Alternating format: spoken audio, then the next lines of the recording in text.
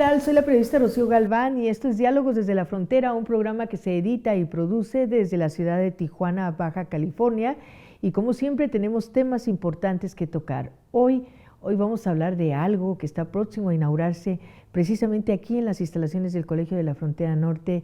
Es algo importante para la comunidad y bueno, ya le contaremos de qué se trata. Acompáñeme, regresamos después de esto.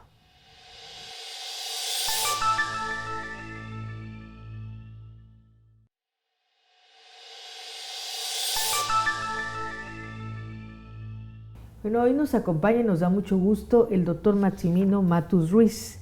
Él es doctor en Sociología por la Universidad de Wageningen, es profesor investigador del Colegio de la Frontera Norte, adscrito al Departamento de Estudios Culturales. Entre las principales distinciones, ha sido secretario de la 31ª reunión de la Mesa Redonda de la Sociedad Mexicana de Antropología y también es miembro activo de esta Sociedad Mexicana de Antropología. También está como coordinador del Doctorado de Estudios Culturales aquí en el Colegio de la Frontera Norte y nos da mucho gusto que esté con nosotros porque nos tiene una muy buena noticia, doctor. Bienvenido, ¿cómo está? Así es, ¿qué tal, Rocío? Muchísimas gracias y sí, efectivamente una muy buena noticia. Estamos prontos a inaugurar un laboratorio llamado Skendalab, el cual es un laboratorio de creatividad e innovación indígena digital. ¿Ha trabajado usted durante un tiempo para la creación de este espacio? ¿Cuál es la importancia en un tiempo como este y sobre todo incluir a esta población? Claro, gracias. La digitalización es un proceso que no se va a parar, por el contrario, se va a intensificar. Desde hace muchos años se ha trabajado en el país por promover inclusión digital, por cerrar brecha digital. De hecho, a nivel mundial se ha intentado hacer esto. Sin embargo, podemos decir que no se ha logrado del todo. ¿Por qué? Bueno, por múltiples cuestiones. No habían estas tecnologías de internet satelital, por ejemplo, para llevar internet a toda la población rural, ¿no? La geografía importa y allá donde la montaña implica costos muy elevados para poner una antena repetidora, por ejemplo, pues no hay internet porque no es negocio. Y eso implica que la brecha digital siga existiendo. Sin embargo, estas poblaciones indígenas han hecho siempre algo por mantenerse dentro de la era digital, como, considerando que somos un país de migrantes, existe la infraestructura. De Estados Unidos a México siempre hay flujos tecnológicos, desde computadoras, iPads, teléfonos de última generación, etcétera, que se usan de manera muy interesante en todas estas comunidades, aún sin cobertura. Ahora que ya hay un nuevo programa que va a llevar cobertura, bueno, seguramente esto va a ser, esperemos, un gran aliciente para que la apropiación tecnológica y el cierre de la brecha digital se acelere. Ahora bien, la cuestión que a mí me interesa resaltar es que no basta con acceder a cobertura de internet. Es lo que le iba a preguntar. Porque tradicionalmente se ha considerado que el internet y muchas de las tecnologías digitales, las propias redes sociales, son medios de comunicación, ¿no? Sin embargo, cuando nace el internet, nace como un medio para la innovación y se nos ha olvidado esto. Además, con el uso que se ha dado últimamente a las redes digitales, ni siquiera estamos en un periodo de medios de comunicación, sino de representación, ¿no? Nos gusta representarnos como queremos que el resto nos vea. Y eso también es relevante, no tiene nada de malo, pero hay que ser conscientes de cómo utilizamos las redes. Por ejemplo, cómo nos representamos en ellas siendo indígenas. Existen algunos proyectos, particularmente en Norteamérica, en Alaska, en Canadá, en donde se generan una especie de islas indígenas en donde las y los indígenas crean sus mundos futuristas de cómo quieren ser vistos y no representados por otros. Y en el caso de México, ¿cómo andamos con ese tipo de situaciones específicas? Bueno, tenemos activistas de lenguas indígenas muy importantes en nuestro país. Gracias al uso, el apropiamiento tecnológico en la pandemia, empezaron estas y estos activistas a hacer programas de revitalización lingüística en muchos de los casos.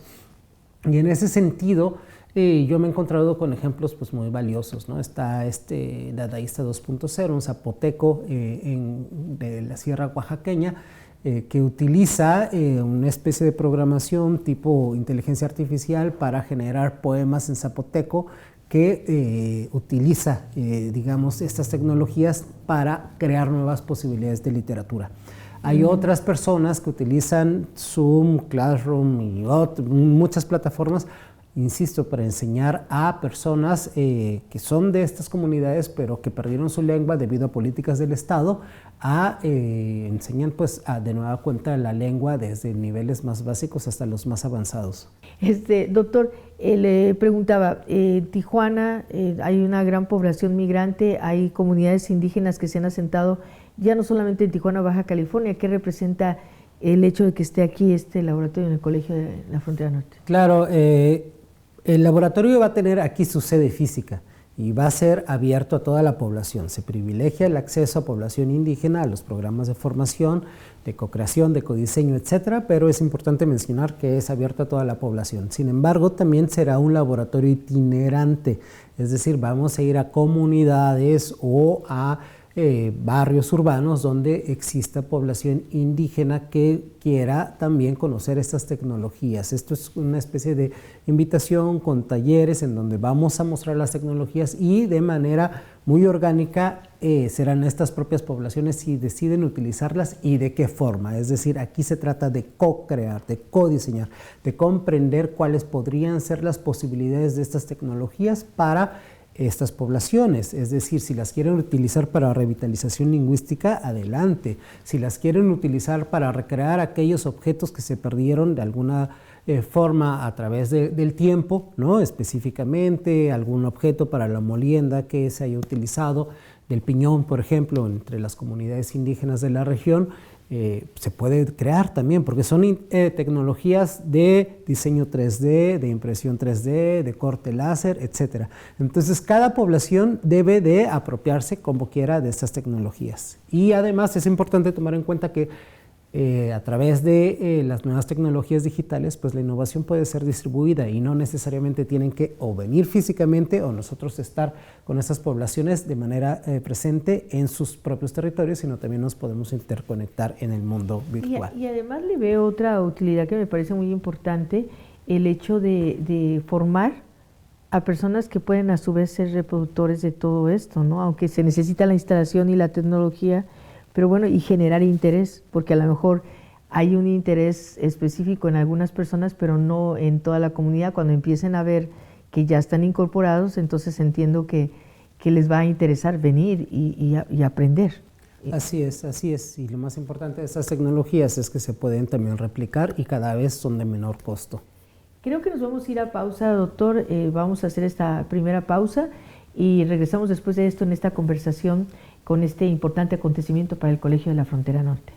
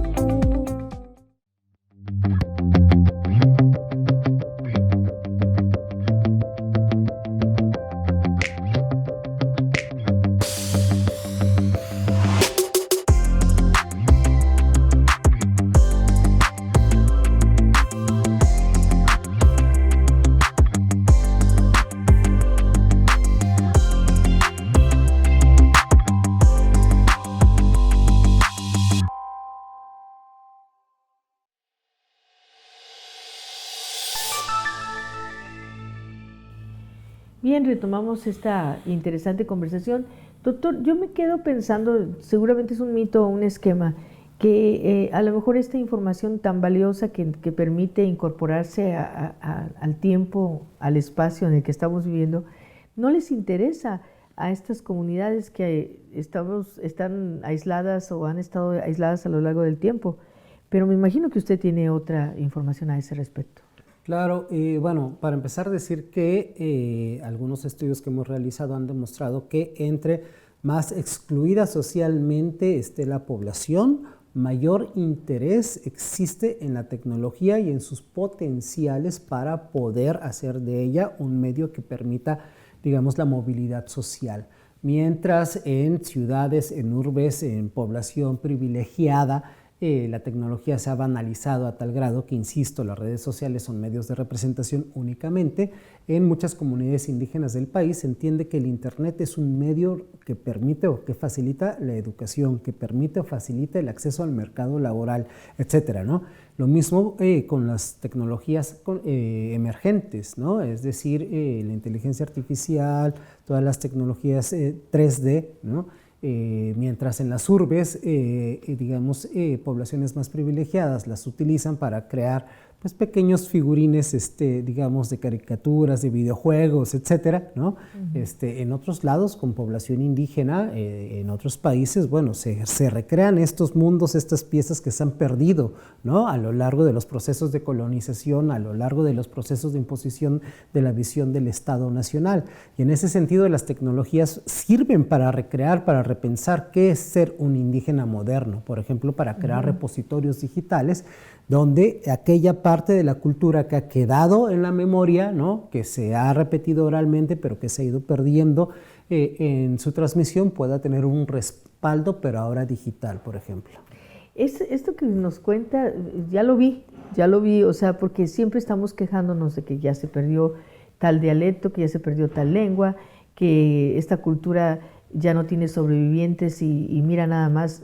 Es decir, esta parte de esta incorporación puede ser la manera más importante de rescatar y de salvar todas estas situaciones que se dan, ¿no? Dentro de las culturas indígenas. Así es, y no es una visión, digamos, proteccionista ni netamente de patrimonio, ¿no?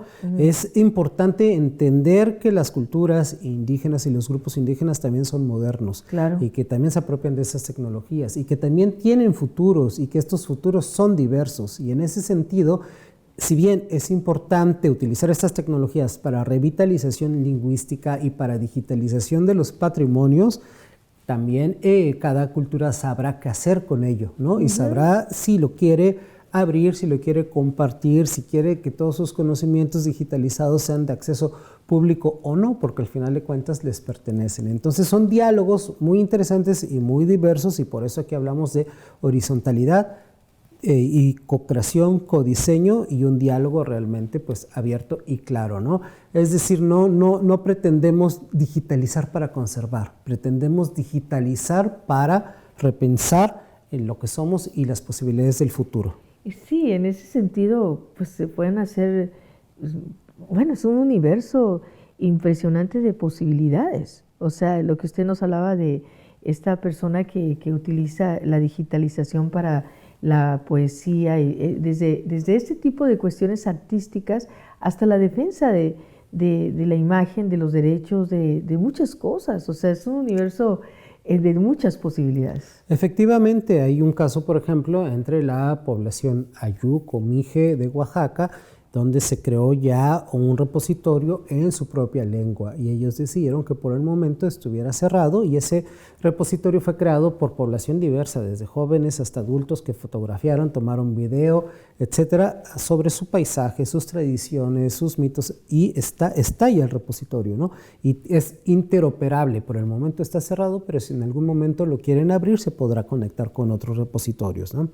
En el caso de las poblaciones, por ejemplo, Inuit, Cree y otras poblaciones del norte de América, encontramos ejemplos muy interesantes acerca también de cómo estas tecnologías les permiten, insisto, rediseñar aquellos objetos que han sido perdidos a lo largo del proceso pues, de colonización y del propio Estado que ha de alguna forma impuesto su idea de una nación homogénea, ¿no?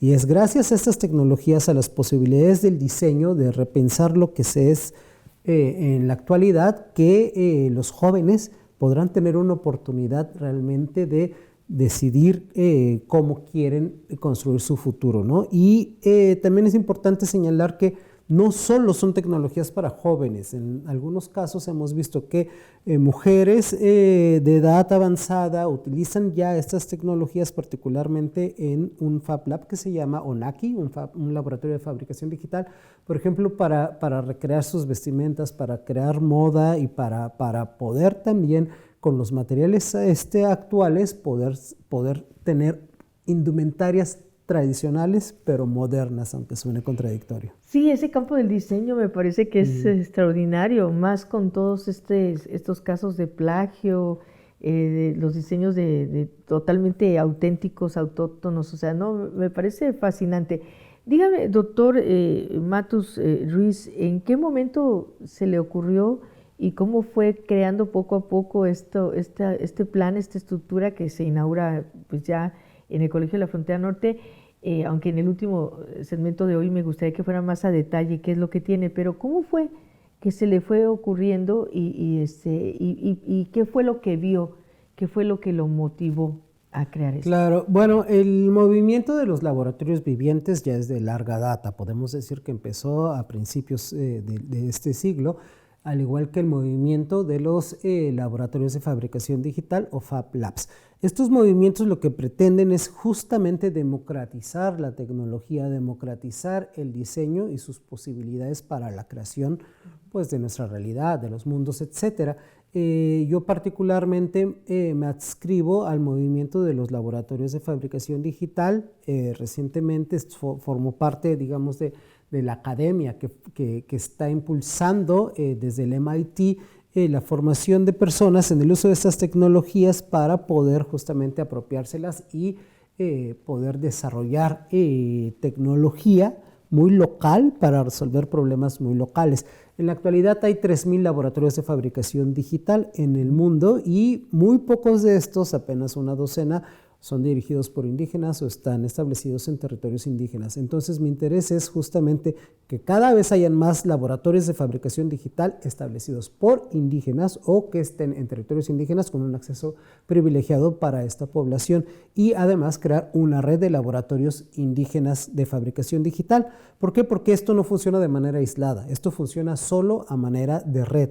Para la transmisión de conocimientos, de capitales, de recursos, etcétera, tenemos que trabajar en red. Entonces la intención es unir los pocos laboratorios que hay con orientación de fabricación digital indígena en una red que puede impulsar más laboratorios de esta naturaleza. Sí, bueno, doctor, le voy a pedir que hagamos una pausa. Vamos a este espacio de aquí, en este programa de Diálogos desde la Frontera y regresamos con la conversación aquí en el estudio.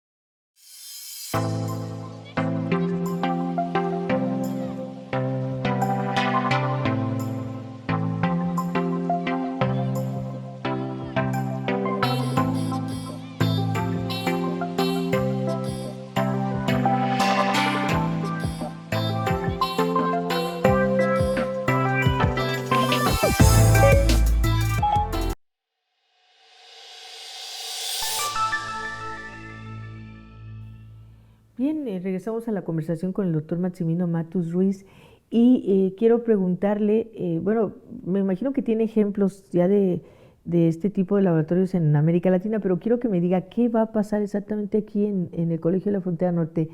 ¿Cómo está esta instalación y quiénes vienen y qué piensa que puede pasar en los primeros meses de operación de este espacio? Claro, rápidamente para dar un contexto de lo que se hace en otros laboratorios.